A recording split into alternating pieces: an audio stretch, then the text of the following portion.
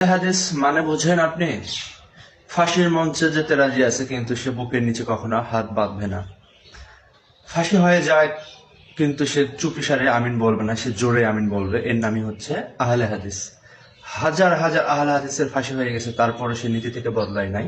এর নামই হচ্ছে আহলে হাদিস। কোরআন এবং হাদিসের কথা মেনে চলে যারা, তারাই হচ্ছে আহলে হাদিস। আপনাকে আমি কি দিয়ে বুঝাবো?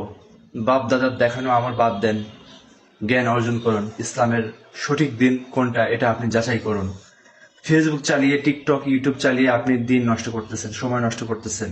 একটা বড় কি আপনি ইসলাম নিয়ে কখনো গবেষণা করেছেন? আসুন, আমার এই কথাটা যদি আপনার ভালো লাগে, আপনি ইউটিউবে গিয়ে সার্চ করেন, অন্যান্য ওলামায়ে কেরামগণের বক্তব্য শোনেন, বুঝবেন ইনশাল্লাহ কোনটা সঠিক, কোনটা ভুল, কোন আমলটা আপনারা করে আসছেন এতদিন, এটা কি আপনাদের সঠিক আছে না ভুল আছে, আপনারা যাচাই করেন নিজেরাই।